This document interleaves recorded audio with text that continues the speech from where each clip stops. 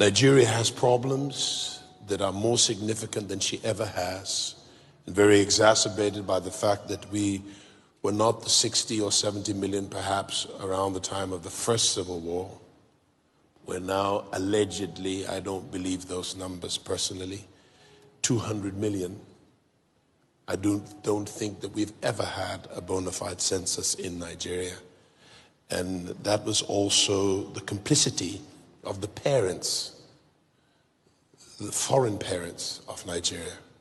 And many of these issues need to be dealt with unless the truth is unveiled concerning our foundational years, our amalgamation, our independence, our first constitutions.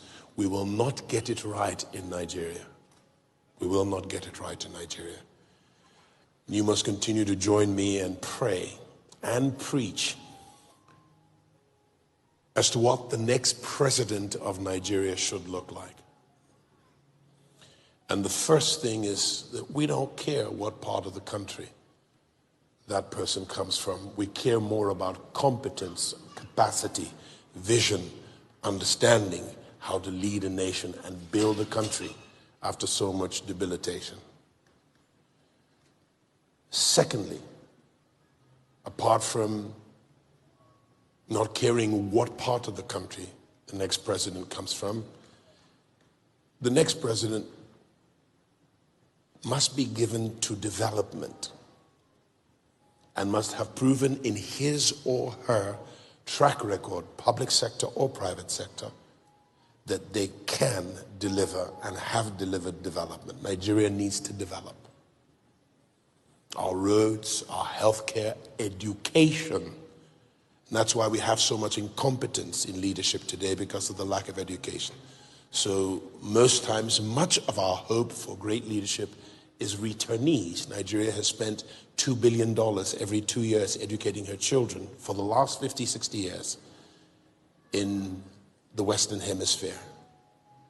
But we've lost the majority of them to building other nations when they could be Nehemiahs and Ezra's building Nigeria.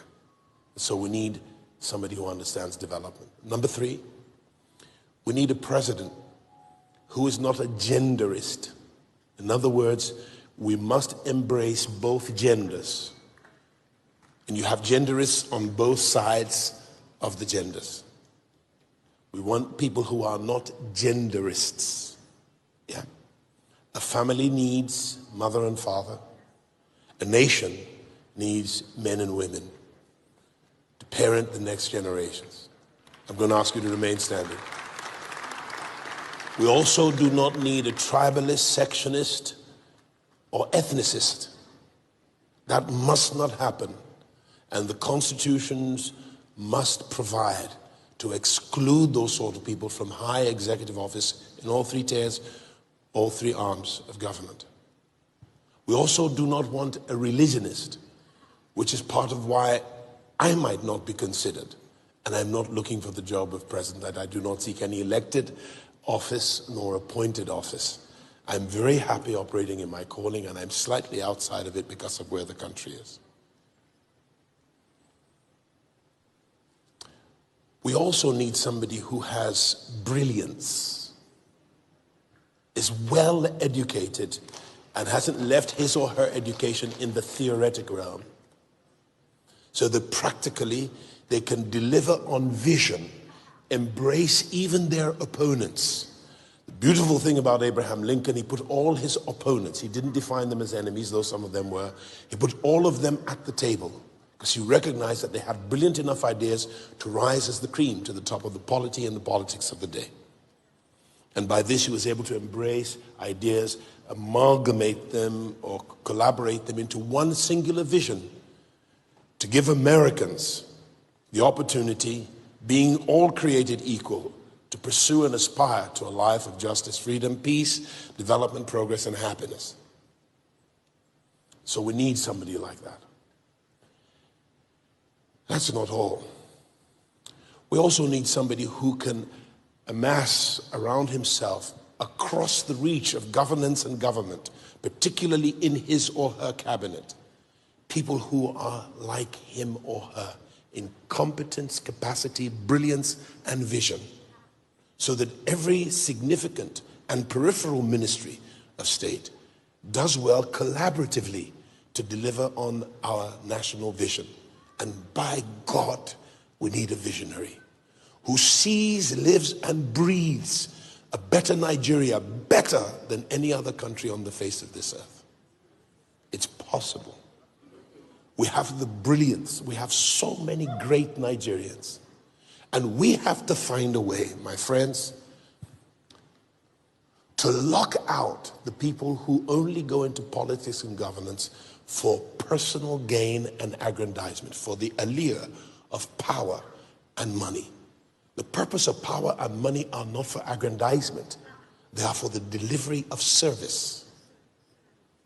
Democracy is the government of the people, for the people, by the people. And we're sick and tired, forgive my rudeness, of these idiots who cannot see beyond their noses. If you're not good enough for the job, leave it. Too many people are suffering, living beneath their privilege, living beneath our opportunity as an aggregated whole. And for goodness sake, it is time that if we call ourselves a federal republic, one, we must be Republican, and two, we must be federating. This is not a federal republic. I see nothing Republican about Nigeria, and there's nothing federating about Nigeria. This is a situation where the center determines everything, and the center feeds the components. In a federation, the components feed the center. And the center is only responsible for national matters like border integrity, national defense.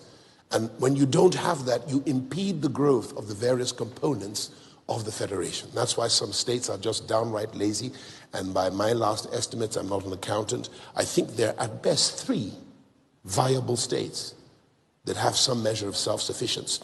So when Lagos delivers 5.3 trillion naira in royalties, customs, ports, taxes, and duties, and VAT and the likes, it goes to the center, and the center appropriates it to lazy states. Lazy states with leaders who have no vision except grab power, grab land, and take what isn't yours. Whilst you're standing on top of gold all over the country, bauxite, tantalite, all kinds of minerals. We don't lack the resources, and we have resourceful people. Nigeria can be great, and it would be such a travesty and tragedy if our time comes and goes and we don't lay the foundation for a great nation.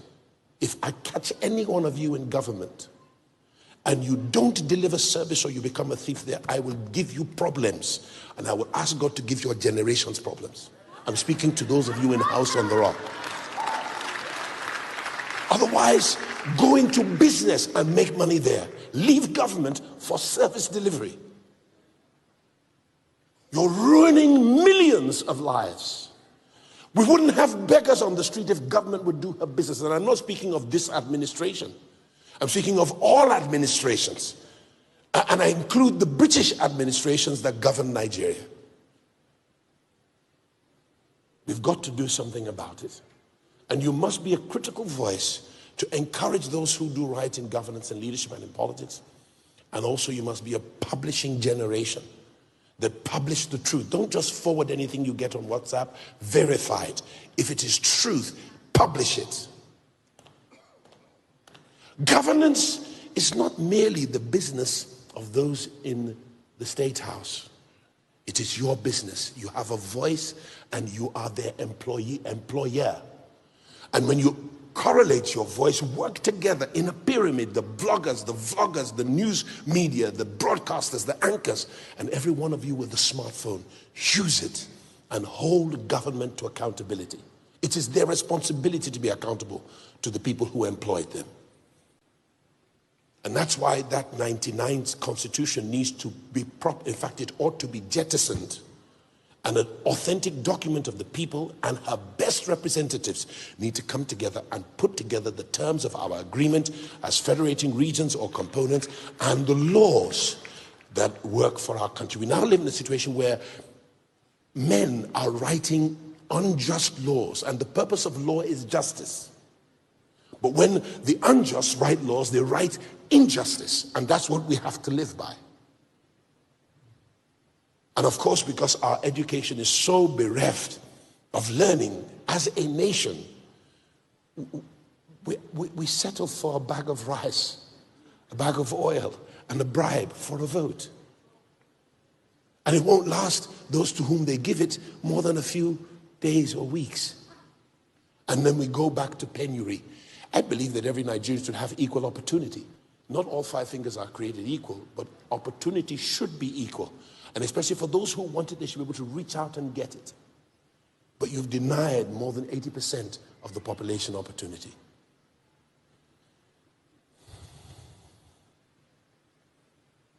We must dumb what I've just said. We must dumb it down to the market woman that she can understand it in her language.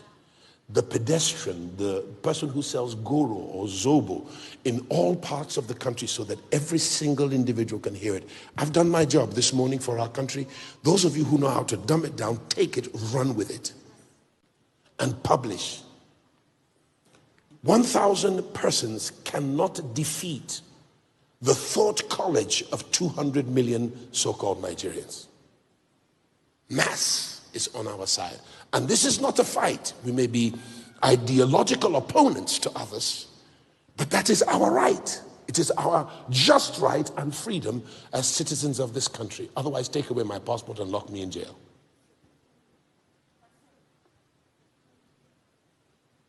I say this because no country in the world history has survived 2 civil wars. You could be in flight and running for dear life any day from now if this thing does not come to an end. And my personal encouragement to leaders in government of all sides, it's not time to be partisan. Blend the aisles. It's time to sit down and dialogue.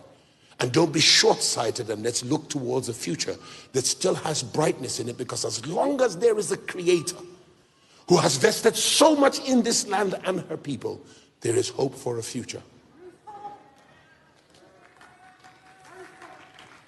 And we must rise to that possibility. Put away your petty squibbles, and let's recognize that we are one brotherhood as created by God. And we are one brotherhood, or fraternity, sorority, if you like, of persons who call Nigeria our homeland, our fatherland.